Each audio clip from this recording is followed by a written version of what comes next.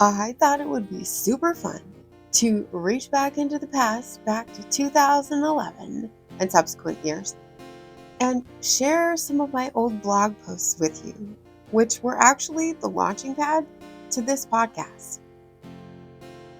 They're all posted in a section called Thoughts by Me on my website. I'll put a link in the description. And there's actually some fun recipes on there that I had completely forgotten about that I will be revisiting. And there's some interesting challenges, like life challenges that I challenged myself to that I blogged about. Kind of fun. So let's take a blast to the past. Thoughts from a sweat-soaked pillow from August of 2012. I had a dream December 29th of last year, 2011. It was a strange dream. I believe God spoke to me in this dream. It seemed like an edict, a thundering voice of promise, of change. This will all be done by the end of the year. Even in 2024, this is still true. I can still feel his words reverberating through me, thundering through me. I knew without a doubt that this was no ordinary dream. I thought he was talking about quitting smoking due to the content of the dream and how badly I wanted to quit smoking. But I only had 2 days left before he could miraculously end my 20-some-year addiction. New Year's Eve came. New Year's Day came. Nothing happened. Yet, I knew I hadn't been imagining things, so I kept asking him. Now, to back up a little, for the last year or so, I'd been having a little marriage and family trouble. Who hasn't had that? I was journaling one day and I wrote, I think God is going to give me a new husband. But I felt in my spirit that he would be the same man physically. The whole idea felt unfinished, like there was more to it. Well, I'd found Stormy O. Martian's books, Power of a Praying Wife and Power of a Praying Parent, and was diligently praying through them. My friend and I were getting together, whether in person or by phone, weekly to pray for our hubbies and our kids. One of the first prayers in the book says, "Give my husband a new wife, and let it be me." I knew I'd found the missing part to my new husband. Now, how to accomplish that? So here I was in January, and I'd had this revelation. I was being told that 2012 would be my year, a year of total change, a year of true growth.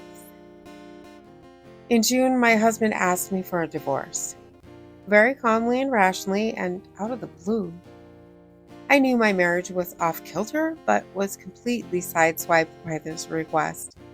His reasons: different beliefs in God, my over-involvement in the church, different child-rearing styles, the fact that we had absolutely nothing in common except our last name and address, the fact that we had no idea how to communicate with each other. Bottom line, the reason he wanted a divorce is because we're both human. The time for change had come. We needed to fix our broken relationship now. Marriage is not for the weak. It is hard work, and I personally believe divorce is nothing but a cop-out. We all come from different backgrounds, beliefs, ways of thinking, you name it. There are a million different opinions on the same subject. It's all about figuring out how to change the way we see things, our perception, and how to prioritize what is really most important in our lives. We both made some drastic changes and things are going better. He's not getting off that easy. So, why would I name this blog Thoughts from a Sweat-Soaked Pillow? Well, last Thursday, I came down with the most awful virus I'd ever had. 8 days later, and I'm still only about 90%. My fever soared so high, I was hallucinating. As ridiculous as it sounds, I was convinced I had a vampire disease, needed a blood transfusion, that someone had tried to rip my hips apart and that I'm made up of fully cooked chicken breasts. Just the left side of me, mind you. I would not wish this virus on anyone. I completely dehydrated. My fever was so high, I had every blanket in the house on me, and my teeth were still chattering. I was soaking my bed with sweat. I was delirious, talking crazy. Scared the crud out of my mom. I was so dizzy, I couldn't walk straight when I finally managed to walk. I had ridiculous extreme fatigue. When I went to the doctor on Monday, I thought for sure she's going to say I was dying. What she actually said was, "Ooh, I had that for 7 days." I thought for sure it had some rare disease. I have no taste buds right now. Everything tastes like water, but I'm sure those will come back. The good thing to come out of this? I quit smoking. I had no other choice. I couldn't physically pick myself up and take myself outside, which is where we smoked, to do it. So he was talking about smoking in that dream last year. The downside? I realized it was probably arrogance that made it last that long.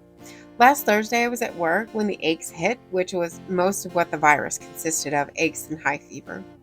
I proudly announced, "Sorry, people, I finally got a 5-day work week, and you know me, I don't give my shifts away.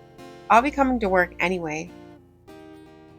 Guess how many work days I lost? 5. Go figure. God gives and God takes away. I can't wait to see how the rest of the year plays out. I know he won't be done working on me by the end of the year, but I know I'm going to be a changed woman from the Nikki that I knew last year. And a 2024 update to this, my hubby and I are best friends. And I still have never smoked again. Thank you so much for being here today. If you haven't already, hit that subscribe button right there for me. And click the bell if you want notifications. And hit that like button too. And I will see you next time. Maranatha. And now that he's washed me clean, I wanna follow where he leads. We were made to love, we were made to give. The reason why we're here, the reason why he gave us life. We were made to show the love of Christ. We know this is why we're here, this is why he gave us life. So let his love shine through in everything we do. It's all for love.